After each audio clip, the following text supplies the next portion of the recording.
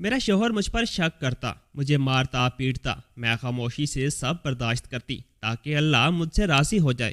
یوں ہی 2 سال گزر گئے۔ جب ایک دن شوہر نے غصے سے بانچ کہہ کر طلاق دے دی، میں نے آسمان کی طرف دیکھا اور کہا، اللہ میں تیرے اس فیصلے پر بھی راضی ہوں اور شکر کرتی ہوں۔ ایک مزار پر جا بیٹھی جہاں 2 وقت کی روٹی ملنے لگی۔ ایک دن سو رہی تھی کہ تیز بارش ہو گئی اور اس بارش میں مجھے میرے سالوں کے صبر کا انعام ملا۔ جب میں بارش سے بچنے کے لیے مزار کے اندر جانے لگی، دروازے پر مسلسل دستک کی آواز سن کر میں نے آواز لگائی اور جلدی سے دروازے کی جانب بڑھی۔ میں نے دروازہ کھولا تو میرا شوہر غصے میں لال پیلا ہو رہا تھا۔ آج وہ معمول سے کچھ جلدی آ گیا تھا۔ اتنی دیر کیوں لگا دی دروازہ کھولنے میں؟ وہ ایک دم اندر آ گھسا۔ کس کے ساتھ منہ کالا کر رہی تھی؟ اس کی بات سن کر میں ساکت رہ گئی۔ یہ کیا کہہ رہے ہو؟ بالکل ٹھیک کہہ رہا ہوں، دروازہ کھول میں اتنا وقت لگتا ہے کیا؟ نہ تو دروازے سے باورچی خانے کا اتنا طویل راستہ ہے اور نہ ہی کمرے کا، تو نے اپنے عاشق کو چھت پر سے بگایا ہے نا؟ وہ دروازے کے پاس رکھا ہوا وائپر اٹھا کر فوراً سیڑھیوں کی طرف بڑھا اور بھاگ کر اوپر چڑھ گیا۔ جب میں حیران و پریشان کھڑی رہ گئی تھی، بھاگ گیا کمینہ کہیں کا۔ اس نے نیچے اتر کر غصے میں ایک موٹی گالی اس شخص کو نکالی جس کا کوئی وجود ہی نہ تھا۔ میں نماز پڑھ رہی تھی، اس لیے آنے میں دیر ہو گئی۔ تم غلط سوچ رہے ہو۔ میں نے اپنی صفائی دینے کی کوشش کی تو اس کا ہاتھ گھوما اور اس نے ایک زوردار تھپڑ میرے منہ پر دے مارا۔ میں اس اچانک حملے سے لڑکھڑا گئی اور دیوار سے جا ٹکرائی۔ میں منہ پر ہاتھ رکھے حیرانی سے اسے دیکھنے لگی کہ یہ شخص کس قدر بدل گیا تھا۔ یہ وہ آدمی تو نہ تھا جو میری محبت کا دھم بھرتا تھا۔ اماں تیرے بارے میں صحیح کہتی تھی، تیرے سارے طور طریقے بازاری عورتوں کیسے ہیں۔ میں ہی کم عقل تھی جو میں نے اپنی ماں کی بات پر یقین نہ کیا۔ اس نے غصے سے وائپر زمین پر پٹکا اور اندر کی جانب قدم بڑھا دیے، جبکہ میں روتی ہوئی وہیں دیوار کے ساتھ لگی زمین پر بیٹھ گئی تھی۔ میرا نام صبا ہے، نہ جانے میں رب سے کیسا نصیب لکھوا کر اس دنیا میں آئی تھی۔ پیدا ہوئی تو ماں اس دنیا سے چلی گئی۔ ماں کی ممتا کا احساس کیا ہوتا ہے یہ میں کبھی جان ہی نہ پائی۔ باپ زیادہ دن ماں کے مرنے کا غم نہیں منا سکا تھا اور جلد ہی اس نے دوسری شادی کر لی۔ ابا نے دادی اور سب رشتہ داروں کو کہا تو یہ تھا کہ وہ دوسری شادی صرف اپنی بچی کے لیے کر رہا ہے تاکہ اس کو ماں کا پیار اور توجہ مل سکے، لیکن سوتیلی ماں کے آنے کے بعد وہ خود بھی میرا نہ رہا اور میں ماں کے ساتھ ساتھ باپ کے پیار اور توجہ سے بھی محروم ہو گئی تھی۔ اسی طرح ابا کی دوسری شادی سکون کا باعث بننے کی بجائے میری زندگی میں اور زیادہ مشکلات لے آئی تھی۔ سوتیلی ماں نے بھی مجھے دل سے قبول نہ کیا۔ اس کے نزدیک میں صرف ایک بوجھ تھی جو اسے نہ چاہتے ہوئے بھی نبھانا پڑ رہا تھا۔ وہ اکثر مجھے تانے دیتی، توبہ کتنی منحوس لڑکی ہے، پیدا ہوتے ہی ماں کو کھا گئی۔ میرے ننھے دل پر یہ الفاظ تیر بن کر لگتے، مگر میں خاموش رہتی۔ میں اکثر سوچتی تھی کہ میں نے تو کبھی اپنی سوتیلی ماں کے ساتھ کچھ برا نہیں کیا، پھر کیوں وہ مجھ سے اس قدر نفرت کرتی ہے۔ میں ہمیشہ کوشش کرتی کہ اس کی نظر میں اچھی بنوں، لیکن میری کوئی بھی بات اسے کبھی خوش نہ کر پاتی۔ اگر کبھی گھر میں کوئی مسئلہ ہوتا تو وہ فوراً مجھے قصوروار ٹھہرا دیتی۔ اس کے طعنوں اور نفرت بھرے رویے نے میرے دل پر گہری چوٹ لگائی تھی، مگر میں خاموشی سے سب سہتی رہی کیونکہ میرے پاس کوئی اور راستہ نہیں تھا۔ میرا بچپن دوسروں کے بچوں کی طرح خوشیوں سے بھرا ہوا نہیں تھا۔ مجھے کھلونوں کی جگہ جھڑکیاں اور محبت کی جگہ نفرت ملتی تھی۔ جب دوسرے بچے اسکول جاتے اور میں گھر کے کاموں میں جھجھی رہتی، اگر کبھی بچوں کے ساتھ کھیلنے چلی جاتی تو سوتیلی ماں کو بہت برا لگتا اور وہ جی بھر کے مجھے برا بلا کہتی۔ اس سب میں ابا کا کردار محض ایک خاموش تماشائی کا تھا۔ ابا نے کبھی میری حمایت میں ماں کو ایک لفظ تک نہ کہا تھا اور نہ کبھی اسے سمجھانے کی کوشش کی تھی۔ اس وقت میری بوڑھی دادی میرا واحد سہارا تھی اور اس تپتی دھوپ میں وہ میرے لیے گھنی چھاؤں کی مانند تھی۔ جب بھی سوتیلی ماں کے تانے میرے دل کو چیرتے، دادی کی گود میں پناہ مل جاتی۔ ان کے جھریوں بھرے ہاتھوں کا لمس میرے دکھوں کا مرہم بن جاتا۔ وہ مجھے خوش آئند کہانیاں سناتی، زندگی کے سبق دیتی اور ہمیشہ یہ سمجھاتی کہ صبر اور حوصلہ ہی انسان کا سب سے بڑا ہتھیار ہے۔ ان کی محبت میں وہ مٹھاس تھی جو میرے ہر دکھ کو کچھ وقت کے لیے بھلا دیتی تھی۔ دادی کی باتوں سے مجھے سکون ملتا، جیسے کوئی تھکا ہارا مسافر گھنی چھاؤں میں دھم بھر کو لیٹ جائے۔ میری دادی بڑی نیک عورت تھی۔ وہ نماز اور قرآن باقاعدگی سے پڑھتی تھی۔ مجھے بھی قرآن پاک دادی نے ہی پڑھایا تھا اور نماز بھی سکھا دی تھی۔ وہ مجھے دین کی باتیں بتاتی اور اسلامی واقعات سناتی۔ مجھے پڑھنے کا بہت شوق تھا۔ میں ہمیشہ سوچتی تھی کہ پڑھ لکھ کر اپنی زندگی بدلوں گی، لیکن سوتیلی ماں نے میری تعلیم بھی چھڑوا دی تھی۔ اس کا کہنا تھا کہ لڑکیوں نے پڑھ لکھ کر کیا کرنا ہے، آخر کار چولہا ہی سنبھالنا ہے۔ اس نے مجھے کتابوں سے محروم کر کے برتن اور جھاڑو تھما دیے تھے۔ میں گھر کا سارا کام کرتی، تھک جاتی تو دادی کی گود میں لیٹ جاتی۔ اردو لکھنا پڑھنا مجھے دادی نے ہی سکھایا تھا۔ میں چپ کے محلے کی لڑکیوں سے پرانی کتابیں لا کر اپنا پڑھنے کا شوق پورا کر لیتی تھی۔ مجھے جب بھی موقع ملتا میں اپنی کتابیں نکال کر بیٹھ جاتی اور ان کو پڑھتی رہتی۔ میں ایک کتاب کئی بار پڑھ چکی تھی۔ میں اسکول تو نہیں جا سکتی تھی، لیکن کچھ نہ کچھ علم میں نے ضرور حاصل کر لیا تھا۔ یوں ہی وقت گزرتا گیا۔ گزرتے وقت کے ساتھ میں نے صبر کرنا سیکھ لیا۔ اب مجھے ماں کے طعنوں سے زیادہ تکلیف نہیں ہوتی تھی۔ شاید میں اس ماحول کی عادی ہو چکی تھی۔ میں نے جوانی کی دہلیز پر قدم رکھ دیا تھا، لیکن گھر کا ماحول اور سوتیلی ماں کا رویہ آج بھی ویسا ہی تھا، بلکہ اب تو سوتیلی ماں مجھ سے دن بدن مزید بیزار ہوتی جا رہی تھی۔ وہ ہر وقت موقع کی تلاش میں رہتی کہ کسی نہ کسی بہانے وہ مجھ سے جان چھڑا سکے۔ میں نے اکثر اسے ابا سے یہ کہتے سنا تھا کہ صبا کے لیے کوئی رشتہ دیکھو اور اس کو گھر سے رخصت کرو۔ بس اب میں مزید اس کو برداشت نہیں کر سکتی۔ ماں کے اصرار پر ابا نے جلد ہی میرے لیے ایک رشتہ تلاش کر لیا تھا، حالانکہ ابھی میری عمر ہی کیا تھی۔ میں صرف 18 سال کی تھی اور باپ نے مجھ سے 10-12 سال بڑی عمر کے شخص سے میرا رشتہ طے کر دیا تھا، جو پہلے ہی اپنی ایک بیوی کو طلاق دے چکا تھا۔ اماں، افضل کی اپنی دکان ہے، خوب چلتی ہے، پیسے کی کوئی کمی نہیں، بس کمی ہے تو ایک اچھی عورت کی جو اس کا گھر سنبھال سکے۔ افضل کی پہلی بیوی نے خود طلاق لی تھی۔ افضل بڑا اچھا انسان ہے، اس نے جہیز لینے سے بھی صاف منع کر دیا ہے۔ اپنی صبا وہاں بڑی خوش رہے گی۔ ابا دادی کو افضل کی خوبیاں گنوا رہے تھے۔ ابھی بچی کی عمر ہی کیا ہے انور، یہ تو خود ابھی نہ سمجھ ہے، شادی کی ذمہ داریاں کیسے اٹھائے گی؟ دادی نے ابا کو سمجھانے کی کوشش کی۔ شادی زندگی کا بہت بڑا فیصلہ ہوتا ہے اور اتنی جلدی صبا کی شادی کرنے کی کیا ضرورت ہے؟ اس کی کون سی عمر نکلتی جا رہی ہے؟ دادی کا لہجہ محبت سے بھرا ہوا تھا۔ دادی کی باتوں میں ایک ماں جیسا درد تھا اور فکر سے انہوں نے میری سوتیلی ماں کو بھی سمجھانے کی کوشش کی تھی۔ شادی بیاہ کے فیصلے صبر اور تحمل سے کیے جاتے ہیں۔ اگر شادی کرنی بھی ہے تو کوئی صبا کے جوڑ کا رشتہ دیکھو۔ ویسے بھی ابھی اس کی شادی جیسی بڑی ذمہ داری کے بوجھ تلے دبنے کی عمر نہیں، مگر دادی کی باتوں کا کسی پر اثر نہیں ہوا۔ آپ کو تو ہمیشہ اس کی ہی فکر رہتی ہے، ہم کب تک اس بوجھ کو پالیں گے؟ بہتر یہی ہے کہ اس کی شادی کر دی جائے تاکہ یہ اپنے گھر کی ہو اور ہمیں بھی سکون ملے۔ سوتیلی ماں نے تلخ لہجے میں جواب دیا اور اٹھ کر چلی گئی۔ نجمہ ٹھیک کہہ رہی ہے اماں، اچھے رشتے بار بار نہیں ملتے۔ میں جانتا ہوں کہ نجمہ کا سلوک صبا کے ساتھ اچھا نہیں ہے، اس لیے چاہتا ہوں کہ اس کی شادی ہو جائے اور وہ اپنے گھر سکون سے رہے۔ بس اب یہ بات ختم کرو اور شادی کی تیاری کرو، اس کے سوا کوئی حل نہیں ہے۔ ابا نے بھی دادی کی بات کو نظر انداز کر کے حتمی فیصلہ دے دیا تھا۔ دادی کے چہرے پر مایوسی اور بے بسی صاف دکھائی دے رہی تھی، مگر وہ میرے سامنے خود کو مضبوط ظاہر کرنے کی کوشش کر رہی تھی۔ رات کو دادی نے مجھے اپنے پاس بٹھا کر سمجھایا تھا، صبا میری بچی، میں جانتی ہوں یہ سب تمہارے لیے بہت مشکل ہے، اپنا گھر چھوڑ کر جانا آسان نہیں ہوتا، لیکن صبر کرنا، یاد رکھنا زندگی میں ہر مشکل کے بعد آسانی آتی ہے۔ تمہیں ہمت سے کام لینا ہے، اللہ ہمیشہ اپنے اچھے بندوں کا ساتھ دیتا ہے اور ان کی مدد کرتا ہے۔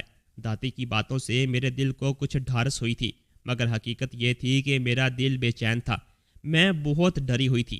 لیکن میں نے خود کو یہ یقین دلانے کی کوشش کی کہ شاید قسمت کا یہ فیصلہ میرے لیے ایک نئی امید کا دروازہ کھول دے۔ شاید اس نئے رشتے میں مجھے وہ محبت اور عزت ملے جو ہمیشہ میرے دل کی حسرت بنی رہی۔ گھر کے جھگڑوں اور سوتیلی ماں کے طعنوں سے چھٹکارا ملنے کی امید نے دل کو تھوڑا تسلی دی کہ شاید شادی کے بعد سکون کا راستہ مل جائے، مگر ساتھ ہی دل میں ایک خوف بھی تھا، کیا یہ نئی زندگی میرے لیے واقعی خوشیوں کا پیغام لائے گی یا یہ بھی ایک اور آزمائش ثابت ہوگی؟ نہ جانے میرا شوہر کیسا ہوگا، کیا میرا شوہر ایک محبت کرنے والا جیون ساتھی بنے گا یا نیا رشتہ میری زندگی کے دکھوں میں مزید اضافہ کرے گا؟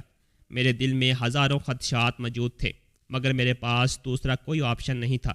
ویسے بھی ابا نے اپنا حکم سنایا تھا، کون سا میری مرضی جاننے کی کوشش کی تھی؟ میری سوتیلی ماں تو ویسے ہی میری ذمہ داری سے جان چھڑانا چاہتی تھی، لہٰذا اس نے شادی کی تیاریوں میں بھی وقت ضائع کرنا مناسب نہ سمجھا اور جلد ہی مجھے افضل کے ساتھ ہمیشہ کے لیے رخصت کر دیا۔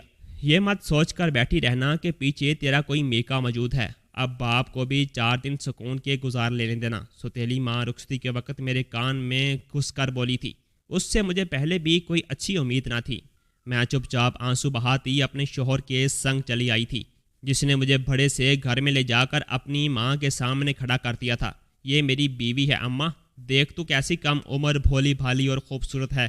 وہ پوری بتی سی نکال کر بولا تو اس کی ماں نے حیرت سے منہ پر انگلی رکھ کر اوپر سے نیچے تک میرا جائزہ لیا۔ یہ تجھے کہاں سے مل گئی؟ وہ حیرانی سے پوچھ رہی تھی۔ بس اماں، مل گئی۔ اس بد تہمیز اور پھوہڑ عورت سے تو ہزار درجے بہتر ہے، جو اعلان کر کے گئی تھی کہ مجھے کوئی اپنی بیٹی نہ دے گا۔ دیکھ تو کیسی چاند سے دلہن ملی تیرے بیٹے کو۔ وہ خوشی سے پھولے نہ سما رہا تھا، پر اس کی ماں کو مجھ سے مل کر کوئی خاص خوشی نہ ہوئی تھی۔ وہ میرے متعلق سوال پر سوال کر رہی تھی۔ میرا شوہر ان سوالوں سے گھبرا کر میرا ہاتھ پکڑ کر مجھے اپنے کمرے میں لے گیا۔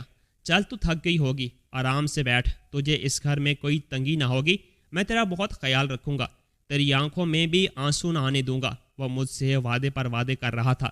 میں نے سر اٹھا کر پہلی بار اس کا چہرہ دیکھا۔ وہ محبت بھری نظروں سے مجھے تک رہا تھا۔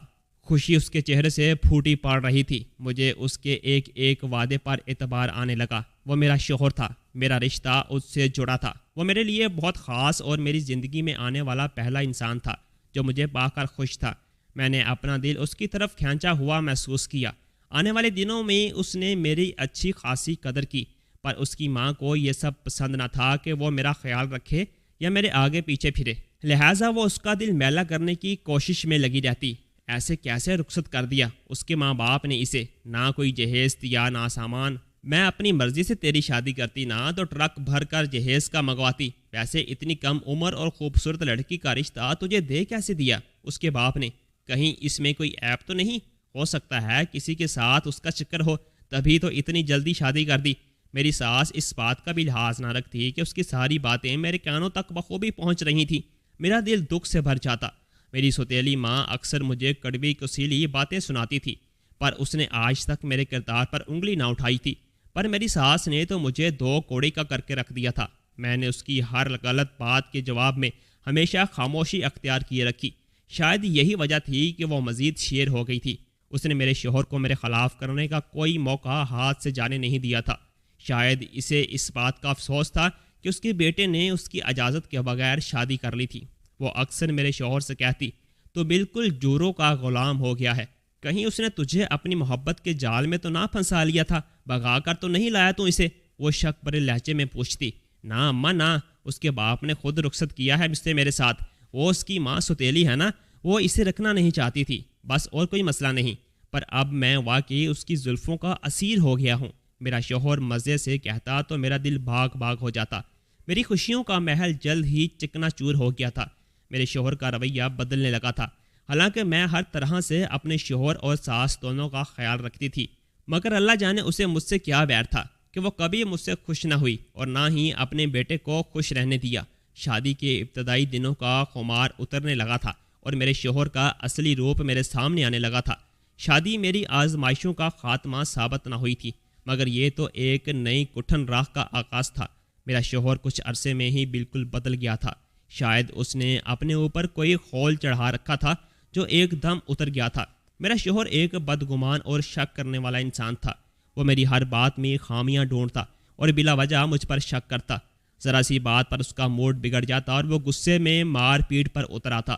کبھی کھانے میں ذائقہ نہ ہونے پر غصہ کرتا تو کبھی کسی اجنبی کی نظر مجھ پر پڑ جانے کو بہانہ بنا کر جھگڑا شروع کر دیتا۔ میری ساس کو بھی سکون مل گیا تھا۔ وہ اپنے بیٹے کو سمجھانے کی بجائے اسے مزید شہ دیتی، لیکن میری ساس کو مجھ پر ظلم کرنے کا زیادہ موقع نہ مل سکا تھا اور ایک دن وہ اچانک اللہ کو پیاری ہو گئی۔ پر اس نے جانے سے پہلے اپنے بیٹے کے دل میں میرے خلاف نفرت کا بیج بو دیا تھا۔ مجھے اپنے شوہر سے محبت تھی کیونکہ وہ پہلا شخص تھا جس نے مجھے اپنی زندگی میں شامل ہونے کے بھلے کچھ ہی عرصے کے لیے ہی صحیح پر عزت اور اہمیت دی تھی۔ مجھے نہیں معلوم تھا کہ وہ اتنی جلدی اس قدر بدل جائے گا۔ میں اپنے شوہر کا گھر چھوڑ کر اور کہیں بھی نہ جا سکتی تھی۔ ابا کے گھر واپس جا کر سوتیلی ماں کے تانے کھانے سے بہتر تھا کہ میں اپنے شوہر کے جوتے کھا لوں۔ میں نے ہر زیادتی کو صبر اور خاموشی سے سہنے کی کوشش کی، دل میں یہی سوچتی رہی کہ شاید وقت کے ساتھ اس کا دل نرم ہو جائے یا میرا صبر اللہ کی بارگاہ میں قبول ہو کر میری زندگی میں آسانی لے آئے گا۔ مجھے اکثر دادی کی باتیں یاد آتی، بیٹی صبر کرو، ہر مشکل کے بعد آسانی ضرور آتی ہے۔ انہی لفظوں کو اپنی ڈھارس بنا کر میں ہر دن گزارتی رہی، مگر شوہر کا رویہ بد سے بدتر ہوتا گیا۔ گھر میں کوئی بھی بات اس کے غصے کو ہوا دے سکتی تھی اور میں خود کو ہر ممکن طریقے سے اس کے غصے سے بچانے کی کوشش کرتی، مگر اس کی شک کی عادت دن بدن بڑھتی جا رہی تھی۔ ایسا لگتا تھا جیسے اس کے ساتھ کوئی ذہنی مسئلہ ہو۔ راتوں کو روتے ہوئے میں اللہ سے دعا کرتی کہ کوئی معجزہ ہو جائے اور میرا شوہر بدل جائے، لیکن ایسا کچھ نہ ہوا۔ ہر گزرتے دن کے ساتھ میرے شوہر کا رویہ بد سے بدتر ہوتا جا رہا تھا۔ بے شک گھر میں کھانے پینے اور سامان کی تنگی نہ تھی، لیکن شوہر کی شک کی عادت نے میری زندگی اجیرن کر دی تھی۔ یقیناً اس کی پہلی بیوی نے بھی اسی وجہ سے اس سے طلاق لی ہوگی، لیکن میرے پاس تو کوئی ٹھکانہ نہ تھا، میں کہاں جاتی؟ میرے شب و روز اسی اذیت میں گزر رہے تھے۔ میری شادی کو 1 سال کا عرصہ گزر چکا تھا کہ ایک دن دادی کا انتقال ہو گیا۔ مجھے دادی کے مرنے کا بہت صدمہ ہوا تھا۔ کئی دنوں تک میں روتی رہی تھی، لیکن پھر رفتہ رفتہ صبر آ گیا تھا۔ دادی کے ہوتے میں کبھی کبھار ابا کے گھر کا چکر لگا لیتی تھی، لیکن دادی کے مرنے کے بعد میں وہاں کبھی نہیں گئی تھی۔ ابا کو تو شاید یاد بھی نہیں تھا کہ اس کی کوئی بیٹی ہے، وہ اپنی زندگی میں مگن تھا۔ شاید یہی وجہ تھی کہ میرے شوہر کا حوصلہ بڑھتا جا رہا تھا۔ وہ یہ بات اچھی طرح جان چکا تھا کہ چاہے کچھ بھی ہو، اس کے ساتھ رہنا میری مجبوری ہے۔ وہ وقت میرے لیے آزمائش کا سفر تھا۔ ہر دن ایک نیا امتحان لے کر آتا اور ہر رات آنکھوں میں آنسو لیے گزرتی۔ شوہر کے بدگمان رویے اور اشک بری باتوں کے باوجود بھی میرے دل میں یہ امید تھی کہ شاید ایک دن وہ بدل جائے۔ ساس کے مرنے کے بعد میں سوچتی تھی کہ شاید اب شوہر کا رویہ میرے ساتھ بہتر ہو جائے گا، لیکن وقت گزرنے کے ساتھ سب کچھ مزید بگڑتا چلا گیا۔ چھوٹی چھوٹی باتوں پر جھگڑا کرنا، بات بات پر تانے دینا شوہر کا معمول بن چکا تھا۔ اب تو اس نے مجھ پر ہاتھ بھی اٹھانا شروع کر دیا تھا۔ میں اس کی ہر زیادتی کو خاموشی سے برداشت کرتی رہی، مگر میرے صبر کا اس پر کوئی اثر نہ ہوا۔ شوہر کا شک دن بدن بڑھتا گیا اور اس طرح 1 سال کا عرصہ مزید گزر گیا تھا۔ اب تو وہ مجھے بچہ نہ ہونے کا طعنہ بھی دینے لگا تھا۔ وہ اکثر مجھ سے کہتا، لگتا ہے کہ تمہارے نصیب میں اولاد ہی نہیں ہے۔ پھر غصے میں کہنے لگا، تمہاری ماں ٹھیک کہتی تھی، تم ہو ہی منحوس۔ ایک رات شوہر دکان سے آیا تو اس کا موڈ خراب تھا۔ اس نے بلا وجہ ہی جھگڑا شروع کر دیا تھا اور غصے میں مجھے بھانج کہہ کر طلاق دے دی تھی۔ اس کے الفاظ تیر بن کر میرے دل میں پیوست ہو گئے۔ میری آنکھوں کے سامنے اندھیرا چھا گیا۔ مجھ میں کچھ کہنے کی ہمت بھی باقی نہ تھی۔ میں صدمے کی حالت میں بے حس و حرکت کھڑی تھی۔ اس نے دروازہ کھول کر مجھے گھر کے باہر دھکا دے دیا، نکل یہاں سے اور اب دوبارہ کبھی مجھے اپنی شکل مت دکھانا۔ اس نے پیچھے سے کہا۔ مجھے یوں لگا جیسے میری زندگی کا آخری سہارا ابھی چھن گیا ہو، لیکن میں نے آنکھوں سے بہتے آنسوؤں کو پوچھا اور لرزتے دل کے ساتھ آسمان کی طرف دیکھا اور دھیرے سے کہا، یا اللہ، میں تیرے اس فیصلے پر بھی راضی ہوں۔ شاید یہ بھی میرے نصیب کا ایک امتحان ہے۔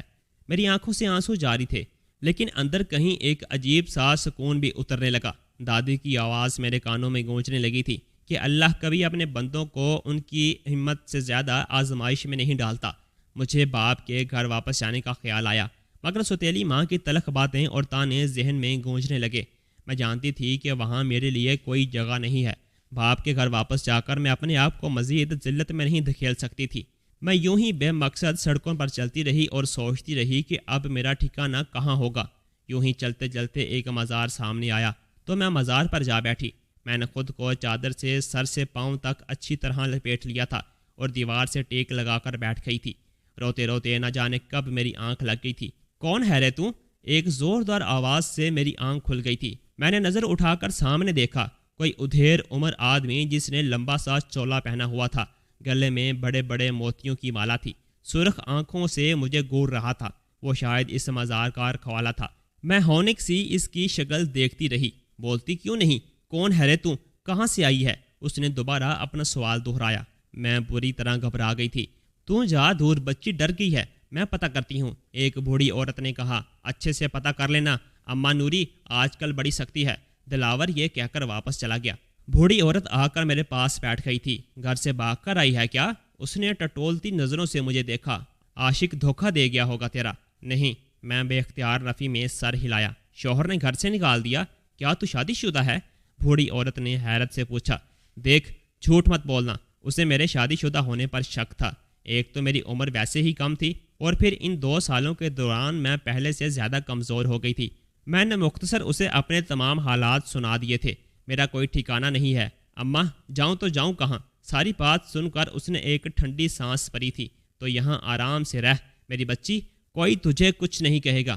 اکثر علم والے پوچھ تاچھ کرنے آ جاتے ہیں تو خیال رکھنا پڑتا ہے۔ میں نے دربار پر رہنا شروع کر دیا۔ دن میں لنگر سے 2 وقت کا کھانا مل جاتا اور رات کو مزار کے صحن میں سونے کی جگہ۔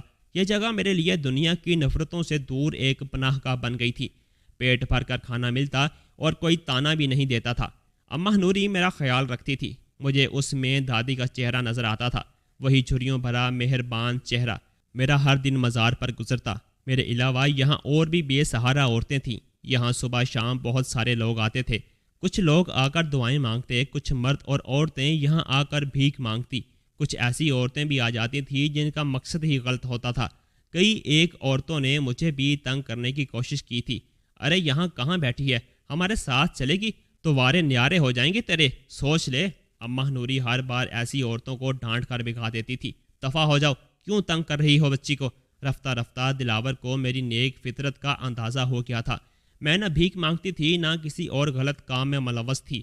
اکثر لوگ میرے آگے کچھ روپے رکھ جاتے تھے، میں تو وہ بھی نہیں اٹھاتی تھی۔ مجھے روپے کی تمنا نہ تھی، پیٹ بھرنے کو روٹی چاہیے تھی، وہ مل رہی تھی۔ میں نماز پڑھتی، اللہ سے اپنے لیے مدد طلب کرتی۔ دلاور سمجھ گیا تھا کہ میں صرف حالات کی ماری تھی۔ مجھے دربار پر رہتے ہوئے کافی وقت گزر چکا تھا۔ اب تو دربار پر رہنے والے سب لوگوں سے میری واقفیت ہو گئی تھی۔ میں زیادہ تر دربار کے پچھلے صحن میں بیٹھی رہتی تھی، کیونکہ سامنے کی طرف زیادہ رش ہوتا تھا اور اکثر اوباش مردوں کا آنا جانا بھی لگا رہتا تھا۔ مجھے ان کی نظریں پسند نہ تھیں، اس لیے میں زیادہ تر پیچھے کی طرف ہی رہتی تھی اور رات کو وہیں اماں نوری کے ساتھ لیٹ کر سو جاتی تھی۔ ایک دن میں مزار کے صحن میں سو رہی تھی کہ اچانک تیز بارش شروع ہوئی۔ میں جلدی سے مزار کے اندر جانے لگی تاکہ خود کو بارش سے بچا سکوں۔ جیسے ہی میں اندر جانے لگی، اچانک ایک معصوم بچے کے رونے کی آواز نے میرے قدموں کو روک دیا۔ بچے کی رونے کی آواز مزار کے پچھلے کونے سے آ رہی تھی۔ میں چونک کر آواز کی سمت بڑھنے لگی اور دروازہ کھول کر باہر جھانکا۔ اچانک مجھے ایک جھٹکا لگا تھا۔ مزار کے دروازے کے پاس ہی ایک چھوٹا بچہ زمین پر لیٹا ہوا تھا۔ بچہ سردی سے کانپ رہا تھا اور زور زور سے رو رہا تھا۔ میں تیزی سے اس کے پاس پہنچی اور اسے گود میں اٹھا لیا۔ میں نے بچے کو بے اختیار سینے سے لگا لیا تھا۔ جیسے ہی میں نے اسے سینے سے لگایا، اس کا رونا مزید تیز ہو گیا۔ ایسا لگتا تھا جیسے وہ بھوک سے نہ ڈھال ہو۔ بچہ اتنا چھوٹا تھا جیسے ابھی کچھ دن پہلے ہی پیدا ہوا ہو۔ میرے ہاتھ کانپنے لگے۔ نہ جانے کون اتنا بے رحم تھا کہ اس بچے کو یوں پھینک گیا تھا۔ میں نے جلدی سے اپنا سویٹر اتارا جو اماں نوری نے مجھے پہننے کو دیا تھا، اور بچے کو اس میں لپیٹ کر اپنے سینے سے لگا لیا تاکہ وہ کچھ گرم ہو سکے۔ بچے کے ننھے وجود کو گود میں لیتے ہی میرے دل میں عجیب سی ممتا جاگ اٹھی تھی۔ مزار کے صحن میں اس وقت کوئی نہ تھا۔ میں نے بچے کو چادر میں لپیٹا اور اسے سینے سے چمٹا کر تھپکنے لگی۔ تھوڑی دیر بعد اس کا رونا دھیرے دھیرے تھم گیا اور وہ میرے سینے سے لپٹ کر سو گیا۔ میں جاگتی ہوئی اس کے معصوم چہرے کو دیکھتی رہی اور دل ہی دل میں سوچتی رہی کہ شاید اللہ نے اس بچے کو میرے لیے بھیجا ہے۔ صبح ہونے تک وہ بچہ میرے بازوؤں میں سکون سے سو رہا تھا اور میں اپنے دل میں یہ سوچ رہی تھی کہ یہ بچہ میرا ہے، چاہے کچھ بھی ہو جائے، میں اسے کبھی کسی کے حوالے نہیں کروں گی۔ صبح ہوئی تو مزار کے صحن میں ہلکی سی چہل پہل شروع ہو چکی تھی۔ لنگر کا کام کرنے والے لوگ اپنے کام میں مصروف ہو گئے تھے۔ میں بچے کو اپنے سینے سے لگائے بیٹھی تھی جب اماں نوری میرا حال پوچھنے آئی تھی اور میری گود میں ایک چھوٹا بچہ دیکھ کر حیران رہ گئی تھی۔ ارے یہ بچہ کہاں سے آیا؟ وہ حیرانی سے میری طرف دیکھتے ہوئے بولی۔ یہ میرا بچہ ہے، اللہ نے اسے میرے لیے بھیجا ہے، میں نے مسکرا کر کہا۔ اماں نوری کی آنکھیں حیرت سے پھیل گئی تھیں۔ وہ میرے قریب آ کر بیٹھ گئی اور رازداری سے بولی، کیا کہہ رہی ہے تو؟ یہ تیرا بچہ ہے؟ کہاں سے ملا یہ تجھے؟ میں نے رات کا واقعہ تفصیل سے اماں نوری کو کہہ سنایا تھا۔ لگتا ہے کوئی اپنا گناہ چھپانے کے لیے اس بچے کو یہاں پھینک کر چلا گیا۔ اماں نوری نے سوچتے ہوئے کہا تھا، کیسا زمانہ آ گیا ہے، معصوم بچے کو مرنے کے لیے پھینک دیا۔ شاید اللہ نے اس ننھی جان کو میرے لیے بھیجا ہے تاکہ میری خالی گود بھر جائے اور جینے کا ایک مقصد مل جائے۔ میں نے خوشی سے کہا، اور ہاں اماں، آپ جلدی سے اس کے دودھ کا کچھ انتظام کرو، پتہ نہیں کب سے بھوکا ہے بیچارہ۔ اماں نوری نے کچھ دیر خاموشی سے مجھے دیکھا اور پھر بولی، ٹھیک ہے، اگر تو نے اس بچے کو پالنے کا فیصلہ کر لیا ہے تو میں بھی تیرے ساتھ ہوں۔ اس دن میرا دل بہت زیادہ پرسکون ہو گیا تھا۔ ایسا محسوس ہو رہا تھا جیسے اللہ نے مجھے میرے صبر کا صلہ دے دیا ہو۔ یہ بچہ میرے لیے زندگی کی ایک نئی امید بن گیا تھا۔ اب میری زندگی کا ہر دن اس ننھی جان کے لیے تھا۔ میں اسے بہت پیار کرتی، اس سے باتیں کرتی، وہ بھی اپنی معصوم نظروں سے مجھے تکتا اور میری باتیں سن کر مسکرانے لگتا جیسے سب کچھ سمجھ رہا ہو۔ دلاور چچا نے مجھے بچے کے ضروری سامان کے لیے رقم فراہم کی تھی اور میں اماں نوری کے ساتھ جا کر بچے کی ضروریات کا سامان اور دودھ لے آئی تھی۔ شاہنواز صدمے اور غصے سے پاگل ہو رہا تھا۔ نہ جانے اس کے نصیب میں سکون کیوں نہیں لکھا تھا۔ وہ ہسپتال کے کوریڈور میں بے چینی سے چکر کاٹ رہا تھا۔ اس کے 2 دن کے بچے کو کسی نے ہسپتال سے اغوا کر لیا تھا۔ دوسری طرف اس کی بیوی کی حالت بھی نازک تھی۔ وہ ICU میں تھی۔ ڈاکٹرز اسے بچانے کی بھرپور کوشش کر رہے تھے، لیکن اس کی حالت مسلسل بگڑتی جا رہی تھی۔ جب شاہنواز کو بچے کے اغوا ہونے کی خبر ملی تو اس کے پیروں تلے سے زمین نکل گئی تھی۔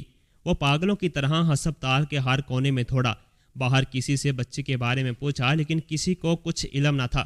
اس کا دماغ سن ہو چکا تھا۔ ایک طرف اس کی بیوی زندگی اور موت کی کشمکش میں تھی اور دوسری طرف اس کا بچہ لاپتہ ہو چکا تھا۔ پھر وہ المناک لمحہ آیا جب ڈاکٹر نے اسے اطلاع دی کہ اس کی بیوی جان کی بازی ہار چکی ہے۔ شاہنواز پر صدمے کا ایسا وار ہوا کہ وہ کسی بات کو سوچنے سمجھنے کے قابل نہ رہا۔ ایک لمحے میں اس کی دنیا اجڑ چکی تھی۔ نہ اس کی بیوی بچ سکی اور نہ ہی اس کا بچہ۔ شاہنواز کو یوں محسوس ہو رہا تھا جیسے اس کا دماغ پھٹ جائے گا۔ وہ اپنی ماں کے پاس چلا گیا تھا۔ ان کے گلے لگ کے رونے لگا۔ کیوں اللہ ہمیشہ مجھ سے میرا سب کچھ چھین لیتا ہے اماں؟ اس نے روتے ہوئے کہا تو اس کی ماں نے اسے اپنے سینے سے لگا لیا تھا۔ شاہنواز کوئی معمولی آدمی نہیں تھا۔ وہ بے پناہ زمین و جائیداد کا مالک تھا۔ شہر کے بڑے رئیسوں میں اس کا شمار ہوتا تھا، لیکن دولت کے باوجود اس کی زندگی میں سکون نہیں تھا۔ چھوٹا تھا تو اس کے باپ نے دوسری شادی کر لی تھی۔ اس کی سوتیلی ماں کوئی اچھی عورت نہ تھی۔ وہ بیوہ تھی اور پہلے شوہر سے اس کا ایک بیٹا بھی تھا۔ وہ اس کے باپ کے دفتر میں کام کرتی تھی۔ نہ جانے کیسے وہ اس کے باپ کو رجھا کر اس کی زندگی میں شامل ہو گئی تھی۔ رفتہ رفتہ وہ اس کے باپ پر حاوی ہوتی چلی گئی تھی اور اس نے شاہنواز کے باپ کو اس کے اکلوتے بیٹے سے بہت دور کر دیا تھا۔ شاہنواز کا بچپن اس کے باپ کی سختی اور اس کی محبت و شفقت سے محرومی میں گزرا تھا۔ اس کے باپ کا سوتیلا بیٹا عدنان اس کے گھر میں ٹھاٹھ سے رہتا اور شاہنواز کو ہر چیز سے محروم کر دیتا تھا۔ حسد کا شکار ہو کر شاہنواز کا دشمن بن چکا تھا۔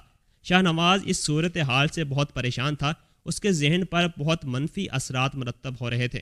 اس کی ماں دردانہ بیگم کے پاس دولت کی کمی نہ تھی۔ اس کا باپ بہت دولت مند تھا۔ وہ ان کی اکلوتی بیٹی تھی۔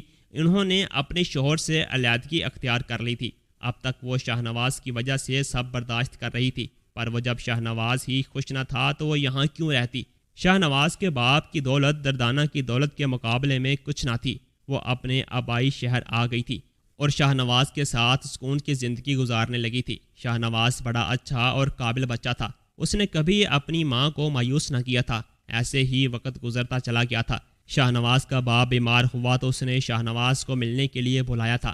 وہ گیا تو اسے اندازہ ہوا کہ اس کا باپ قسم پرسی کی زندگی گزار رہا ہے اور اس کی سوتیلی ماں کا بیٹا باپ کی ہر چیز پر قابض تھا۔ شاہنواز نے اپنے باپ کا کافی ساتھ دیا، پیسے بھی بھجواتا رہتا تھا، لیکن کچھ وقت کے بعد اس کا انتقال ہو گیا۔ اس کے بعد شاہنواز بھی اپنے باپ کے شہر لوٹ کر نہ گیا تھا۔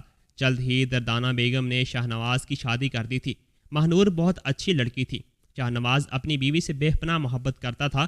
دونوں بہت خوشگوار زندگی گزار رہے تھے، لیکن ماہنور کی طبیعت کافی خراب رہنے لگی تھی۔ ڈاکٹر کو چیک اپ کروایا تو اس نے کمزوری بتا کر دوائیں لکھنی تھیں۔ کچھ عرصے بعد ماہنور کو خوشخبری ملی تو وہ دونوں ہی بہت خوش تھے، پر نہ جانے ان کی خوشیوں کو کس کی نظر کھا گئی تھی۔ ماہنور کی طبیعت اب پہلے سے زیادہ خراب رہنے لگی تھی۔ وہ بہت زیادہ کمزور بھی ہو گئی تھی۔ شاہنواز اسے ڈاکٹر کے پاس لے گیا تھا۔ ڈاکٹر نے دوائیاں اور ڈرپ لکھ دی تھی اور کہا تھا کہ حمل کے دوران کمزوری ہو جاتی ہے، پریشان ہونے کی کوئی بات نہیں۔ لیکن ماہنور کی طبیعت دن بدن مزید خراب ہوتی جا رہی تھی۔ 9 ماہ کا عرصہ گزرا تو ماہنور نے چاند سے بیٹے کو جنم دیا۔ وہ ہسپتال میں اپنے بیٹے کو سینے سے لگا کر کبھی اسے غور سے دیکھتی اور کبھی بے اختیار پیار کرنے لگتی۔ دیکھو شاہنواز، یہ بالکل تمہارے جیسا ہے، تمہاری جیسی بھوری آنکھیں، اور دیکھو گال پر تل بھی بالکل تمہارے جیسا ہے، ماہنور نے کہا تو شاہنواز نے مصنوعی غصے سے اسے گھورا تھا۔ تمہیں ڈاکٹر نے آرام کرنے کا کہا ہے، تمہاری طبیعت ٹھیک نہیں ہے، تم لیٹ جاؤ پلیز۔ اب تو میں بالکل ٹھیک ہو گئی ہوں۔ اپنے ارحم کو دیکھ کر ماہنور نے اپنے بچے کا نام ارحم رکھا تھا، لیکن ارحم کی پیدائش کے 2 دن بعد اچانک اس کی طبیعت بگڑ گئی تھی۔ وہ بچ نہ سکی تھی۔ پولیس بچے کی تلاش میں پورے شہر میں سرگرم تھی۔ شاہنواز کے اثر و رسوخ اور دباؤ کی وجہ سے یہ کیس ان کے لیے عام نہیں تھا۔ ہر تھانے کو الرٹ کر دیا گیا تھا اور جگہ جگہ چھاپے مارے جا رہے تھے۔ شہر کی ہر گلی اور ہر چوراہے پر نظر رکھی جا رہی تھی۔ پولیس جانتی تھی کہ بچے کو جلد از جلد ڈھونڈنا ضروری ہے، ورنہ یہ معاملہ پیچیدہ ہو سکتا ہے۔ اسی طرح 4 ماہ کا عرصہ گزر چکا تھا۔ پولیس پر دباؤ بڑھتا جا رہا تھا لیکن وہ بچے کو تلاش کرنے میں ناکام ہو رہے تھے۔ آخر ایک دن پولیس آفیسر کو اپنے مخبر کی طرف سے ایک اطلاع ملی جس نے اسے چونکا دیا۔ مخبر نے اطلاع دی تھی کہ مزار میں ایک عورت کے پاس نومولود بچہ ہے۔ مزار کے لوگ بتاتے ہیں کہ یہ بچہ اس کا نہیں ہے۔ یہ اطلاع ملتے ہی پولیس افسران میں ہلچل مچ گئی تھی۔ تفتیشی ٹیم فوراً مزار کی طرف روانہ ہو گئی تھی۔ ان کو یقین تھا کہ شاید یہ وہی بچہ ہے جس کی تلاش میں وہ مارے پھر رہے تھے۔ پولیس کی گاڑیاں مزار کے قریب جا رکیں اور اہلکار مزار کے اندر داخل ہو گئے۔ مزار کے صحن میں انہیں ایک عورت بیٹھی نظر آئی تھی اور بچہ بھی اس کی گود میں آرام سے سو رہا تھا۔ پولیس اہلکار نے آگے بڑھ کر صبا سے سوال کیا، یہ بچہ کہاں سے آیا؟ کیا یہ تمہارا ہے؟ صبا نے سکون سے سر اٹھا کر کہا، ہاں یہ میرا بچہ ہے، اللہ نے اسے میری جولی میں ڈالا ہے۔ پولیس افسر نے سختی سے کہا، ہمیں حقیقت بتاؤ، دیکھنے میں تو نہیں لگتا کہ یہ تمہارا بچہ ہے۔ یہاں مزار کے باہر کوئی اسے چھوڑ گیا تھا، میں نے اسے اللہ کا تحفہ سمجھ کر اپنا لیا، صبا نے جواب دیا۔ افسر کے چہرے پر شک کا سایہ لہرایا تھا۔ اس نے بچے کو غور سے دیکھا۔ وہ بچہ واقعی کسی رئیس گھرانے کا لگتا تھا، صاف ستھرا اور خوبصورت۔ افسر سخت لہجے میں بولا، سچ سچ بتاؤ، یہ بچہ تم نے کہاں سے اغوا کیا ہے؟ صبا نے حیرت سے اس کی طرف دیکھا اور کہا، اغوا؟ نہیں صاحب، یہ بچہ میرا ہے، اللہ نے اسے میری جولی میں ڈالا ہے۔ افسر نے طنزیہ ہنسی کے ساتھ جواب دیا، بہت کہانی سنا چکی ہو، تمہاری حالت بتا رہی ہے کہ تم جیسی عورت کے پاس یہ بچہ نہیں آ سکتا، سیدھی بات کرو، کہاں سے اٹھایا ہے بچہ؟ صبا کی آنکھوں میں آنسو بھر آئے۔ میں نے کسی کا بچہ نہیں اٹھایا صاحب، یہ بچہ مجھے مزار کے باہر ملا تھا، میں نے اسے اپنا نصیب سمجھ کر اپنا لیا۔ مگر پولیس افسر نے اس کی بات سنتے ہی کہا تھا، تم جیسے لوگ یہی کرتے ہو، معصوم بچوں کو اغوا کر کے بھیک مانگنے یا بیچنے کے لیے استعمال کرتے ہو۔ تم اکیلی ہو یا پورا گروہ ہے تمہارا؟ سچ سچ بتاؤ۔ صبا نے بے بسی سے کہا، اللہ کی قسم میں نے اسے اغوا نہیں کیا، میں نے سوچا کہ اللہ نے شاید میری جھولی بھر دی ہے۔ افسر نے سختی سے کہا، بس اب یہ باتیں عدالت جا کر کرنا، تم پر اغوا کا الزام ہے اور ہمیں یہ بچہ واپس اس کے اصلی والدین تک پہنچانا ہے۔ اسی دوران کافی لوگ جمع ہونے لگے تھے۔ چاچا دلاور اور اماں نورا بھی آگے تھے۔ پولیس والے بچہ چھیننے کے لیے آگے بڑھے تو صبا نے گھبرا کر اسے اپنی باہوں سے چھپا لیا تھا۔ یہ بچہ میرا ہے، اسے مجھ سے مت چھینو، افسر نے جھنجھلا کر حکم دیا۔ اسے فوراً گاڑی میں بٹھاؤ، یہ معاملہ ہم تھانے جا کر دیکھیں گے، یہاں کافی رش ہو رہا ہے۔ صبا نے مزاحمت کرنے کی کوشش کی مگر 2 اہلکاروں نے اسے دبوچ لیا اور بچہ اس سے چھین لیا۔ وہ بے بسی سے چلاتی رہی، یہ میرا بچہ ہے، میں نے اسے اغوا نہیں کیا، مگر پولیس والوں نے اس کی ایک نہ سنی۔ بازار کے لوگ اور اماں نوری بھی گواہی دے رہی تھی کہ یہ لڑکی سچ کہہ رہی ہے، پر پولیس والے اسے زبردستی پکڑ کر تھانے لے آئے تھے۔ شاہنواز پہلی نظر میں ہی بچے کو پہچان گیا تھا، وہ ہو بہو اسی کی شکل کا تھا۔ پولیس نے بتایا تھا کہ مزار پر موجود ایک عورت نے بچہ اغوا کیا تھا، عورت پکڑی جا چکی ہے، جلد ہی اس کے باقی ساتھیوں کو بھی پکڑ لیں گے۔ شاہنواز بچے کو لے کر اپنی ماں کے پاس چلا آیا تھا۔ بچہ اس نے اپنی ماں کے حوالے کیا تو وہ کہنے لگی، بچہ بہت صاف ستھرا اور صحت مند ہے شاہنواز، لگتا ہی نہیں کہ اغوا کے 4 مہینے بعد واپس ملا ہے، لگتا ہے جیسے ماں کی گود سے اٹھا لائے ہو۔ اپنی ماں کی بات سن کر شاہنواز چونک گیا تھا، اس کی ماں تو اس سے بہت دور جا چکی ہے امی۔ شاہنواز نے بچے کے لیے آیا کا انتظام کیا تھا، اس کی ماں بھی بچے کو سنبھال رہی تھی، لیکن بچہ مسلسل روئے جا رہا تھا، نہ وہ دودھ پی رہا تھا نہ سو رہا تھا، وہ ساری رات روتا رہا تھا۔ اب تو صبح ہونے والی تھی، امی لگتا ہے کہ اس کی طبیعت خراب ہے، شاید پیٹ میں درد ہے، ایسا کرتے ہیں اسے ڈاکٹر کے پاس لے چلتے ہیں، شاہنواز نے پریشانی کی عالم میں کہا تھا۔ مجھے نہیں لگتا بیٹا کہ اسے کوئی تکلیف ہے، امی آپ کیسی باتیں کر رہی ہیں، اگر تکلیف نہ ہوتی تو آرام سے سو نہ جاتا۔ بیٹا بچہ اپنی ماں کے ساتھ سوتا ہے اور مجھے لگتا ہے کہ یہ اس عورت کی گود کا عادی ہو چکا ہے جس کے پاس یہ اتنے عرصے سے تھا۔ امی وہ ایک مجرم عورت ہے، اس نے اتنے عرصے سے میرے بچے کو مجھ سے جدا کیے رکھا، میں پل پل تڑپتا رہا، میں اسے کڑی سزا دلوا کر رہوں گا، شاہنواز نے غصے سے کہا۔ نوری اور دلاور چاچا شاہنواز کے پاس آئے تھے۔ صبح ہوتے ہی وہ تھانے گئے تھے، پر پولیس نے انہیں صبا سے ملنے نہ دیا تھا۔ وہ حقیقت بتانے شاہنواز کے بنگلے پر چلے آئے تھے۔ صاحب مزار سے کچھ لوگ آپ سے ملنے آئے ہیں، اس کے ملازم نے اسے بتایا تو وہ چونک گیا تھا، انہیں واپس بھیج دو، میں کسی سے نہیں ملنا چاہتا، اس نے ملازم سے کہا، پر اس کی ماں نے ان دونوں کو اندر بلا لیا تھا۔ صاحب وہ بچی بے قصور ہے، اس نے آپ کے بچے کو اغوا نہیں کیا، وہ تو خود دکھوں کی ماری ہے۔ شاہنواز نے سخت نظروں سے اسے دیکھا۔ پولیس نے اسے بچے کے ساتھ مزار پر پکڑا ہے، دلاور چاچا نے ٹھنڈی آہ بھرتے ہوئے کہا، صاحب اگر وہ اغواہ کار ہوتی 4 مہینے تک اس بچے کو اپنے کلیجے سے لگا کر کیوں رکھتی؟ اغواہ کرنے والے تو فوری طور پر بچے کو آگے پہنچا دیتے ہیں۔ اس نے تو آپ کے بچے کو 1 ماہ کی طرح سنبھالا ہے۔ صاحب وہ لڑکی خود اپنے غموں سے لڑ رہی ہے، وہ بالکل بے گناہ ہے، آپ اسے پولیس سے چھڑوا دیں۔ میں تو یہ ماننے کو تیار نہیں کہ وہ بے قصور ہے۔ میں تم لوگوں پر بھروسہ نہیں کر سکتا، ہو سکتا ہے تم بھی اس کے ساتھ ملے ہوئے ہو۔ شاہ نواز نے کہا تو وہ دونوں مایوس ہو کر اٹھ گئے تھے۔ نہ جانے کیوں مجھے ایسا لگتا تھا کہ یہ دونوں غلط نہیں کہہ رہے۔ شاہ نواز کی ماں نے کہا، امی آپ کو تو ہر کسی پر رحم آ جاتا ہے، چلیں جلدی، ارحم کو ہسپتال لے جانا ہے۔ شاہ نواز نے کہا، ڈاکٹر نے ارحم کا مکمل چیک اپ کر لیا تھا، ضروری ٹیسٹ بھی کروا لیے تھے۔ اس نے بتایا کہ بچے کو کوئی تکلیف نہیں ہے، بچہ بالکل صحت مند اور تندرست ہے، لیکن ڈاکٹر یہ ساری رات روتا رہا ہے۔ بعض اوقات جگہ یا ماحول بدلنے سے بھی بچے پریشان ہو جاتے ہیں۔ آپ فکر نہ کریں، 1-2 دن تک یہ سیٹ ہو جائے گا۔ لیکن ارحم کا رونا بند نہ ہوا تھا، پر اگلی رات ایک عجیب واقعہ ہوا۔ پولیس نے اس کی گھریلو ملازمہ کو رات کے اندھیرے میں کسی آدمی سے ملاقات کرتے ہوئے دیکھا تھا۔ ابھی بھی پولیس کے کچھ آدمی خفیہ طور پر اس کے گھر کی نگرانی کر رہے تھے۔ انہوں نے فوری طور پر شاہ نواز کو اس کی اطلاع دی تھی کہ اس کی ملازمہ کوثر کو گرفتار کر لیا تھا۔ کوثر زیادہ دیر تک اپنی زبان بند نہ رکھ سکی تھی اور اس نے اعتراف جرم کر لیا تھا۔ ہاں، ارحم کو ہسپتال سے میں نے ہی اغوا کیا تھا، لیکن یہ سب میں نے عدنان صاحب کے کہنے پر کیا۔ انہوں نے مجھے پیسوں کا لالچ دیا اور میں لالچ میں آ گئی۔ عدنان صاحب نہیں چاہتے تھے کہ شاہ نواز سکون کی زندگی گزارے۔ وہ کہتے تھے کہ میں شاہ نواز کو پل پل تڑپا کر مارنا چاہتا ہوں۔ انہوں نے مجھے کہا تھا کہ ہسپتال سے بچہ اٹھا کر ان کو دو، پر جب میں بچہ لے کر ان کے پاس پہنچی تو انہوں نے کہا کہ میں اس بچے کو نہر میں پھینک دوں یا گلا دبا کر مار دوں، پر بچے کو مارنے کی میری ہمت نہ پڑی اور میں نے مزار کے پچھلے دروازے کے پاس بچے کو رکھ دیا تھا۔ کوثر کے بیان پر پولیس نے عدنان کو گرفتار کر لیا تھا۔ ارحم مسلسل بے چین تھا، نہ ٹھیک سے دودھ پی رہا تھا نہ سو رہا تھا۔ چند منٹ سونے کے بعد وہ چونک کر اٹھا اور رونے لگا۔ شاہ نواز کی ماں تھانے چلی گئی تھی۔ اس نے صبا کو دیکھا تو اس کے دل میں صبا کے لیے ہمدردی بھر گئی۔ وہ جانتی تھی کہ اس لڑکی نے ارحم کی جان بچائی تھی اور اب تک اسے اپنی اولاد کی طرح سنبھال رہی تھی۔ بیٹی چلو میرے ساتھ، ارحم کو تمہاری ضرورت ہے۔ ارحم کا نام سن کر صبا نے ایک لفظ نہ کہا اور خاموشی سے ان کے ساتھ چل پڑی۔ گھر پہنچتے ہی صبا فوراً ارحم کے پاس گئی تھی۔ اس نے پیار سے اسے اپنے سینے سے لگایا اور بچہ جو کئی دنوں سے کسی کے پاس پرسکون نہیں ہو پا رہا تھا، صبا کے لمس اور خوشبو کو پہچان کر یکدم چپ ہو گیا۔ اس نے دودھ بھی پی لیا تھا اور تھوڑی ہی دیر میں گہری نیند سو گیا تھا۔ شاہ نواز کی ماں نے یہ منظر دیکھ کر اطمینان بھری مسکراہٹ کے ساتھ شاہ نواز کی طرف دیکھا میں نہ کہتی تھی یہ لڑکی بے قصور ہے۔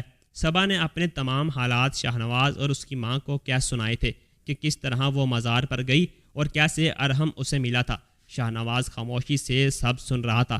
وہ شرمندہ تھا، وہ خود بھی سوتیلے رشتے کا ڈسا ہوا تھا۔ شاید یہی وجہ تھی کہ اس کے دل میں ایک عجیب سی تبدیلی آنے لگی تھی۔ صبا کے صبر اور خلوص نے اسے بہت متاثر کیا تھا۔ وہ سمجھ چکا تھا کہ جو محبت اور اپنائیت صبا نے ارحم کو دی ہے وہ کوئی اور نہیں دے سکتا تھا۔ صبا کو شاہ نواز کے گھر رہتے ہوئے ہفتہ ہو گیا تھا۔ آخر وہ کب تک یہاں رہ سکتی تھی؟ دل پر پتھر رکھ کر اس نے ارحم کو چھوڑ کر جانے کا فیصلہ کیا تھا۔ اس نے شاہ نواز اور اس کی ماں کو اپنے فیصلے سے آگاہ کر دیا تھا۔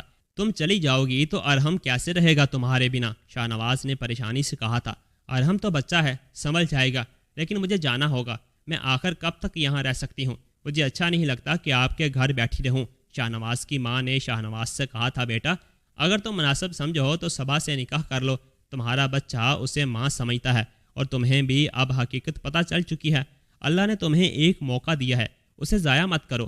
چند سالوں بعد تمہیں ارحم کے لیے ایک ماں کی ضرورت لازمی پڑے گی اور صبا سے بہتر ماں ارحم کے لیے تمہیں نہیں مل سکتی۔ شاہ نواز نے کچھ دیر خاموش رہنے کے بعد کہا تھا، صبا بہت اچھی لڑکی ہے اماں، پر میں تو خود ٹوٹا ہوا ہوں۔ ماہنور کے جانے کے غم میرے دل میں بسا ہے۔ کیا صبا خوش رہ پائے گی میرے ساتھ؟ ہاں بیٹا، وہ خود بھی غم زدہ ہے اور بہت صبر والی ہے۔ ٹھیک ہے اماں، اگر صبا کو کوئی اعتراض نہیں تو میں بھی راضی ہوں۔ شاہ نواز کی ماں نے صبا سے کہا تھا، دیکھو صبا، میں اور شاہ نواز چاہتے ہیں کہ تم ہمیشہ یہاں رہ جاؤ ارحم کی ماں بن کر۔ شاہ نواز کی ماں نے کہا تو صبا چونک گئی تھی۔ سادگی سے نکاح کا انتظام کیا گیا۔ صبا نے نکاح کے بعد ارحم کو اپنی باہوں میں اٹھا کر سینے سے لگا لیا تھا۔ اللہ نے ارحم اسے ہمیشہ کے لیے سونپ دیا تھا اور ایک نئی زندگی بھی۔ وہ اللہ کی شکر گزار تھی۔ شاہ نواز نے صبا کی طرف دیکھا اور اس کے دل میں صبا کے لیے عزت اور شکر گزاری کے جذبات تھے۔ وہ جان چکا تھا کہ صبا کا مقام اس کی زندگی میں صرف ارحم کی ماں کا نہیں بلکہ اس کے دل کا بھی ہے۔ اب ان کے درمیان صرف سکون اور محبت کا رشتہ تھا۔ دونوں نے مل کر زندگی کی ایک نئی راہ چن لی تھی، ایسی راہ جس پر خوشی اور امید کے چراغ روشن تھے۔ دوستو، کہانی اچھی لگی ہو تو ویڈیو کو لائک اور چینل کو سبسکرائب لازمی کر دیجیے گا تاکہ ہماری آنے والی ویڈیوز آپ لوگوں تک بآسانی پہنچ سکے۔ اللہ حافظ۔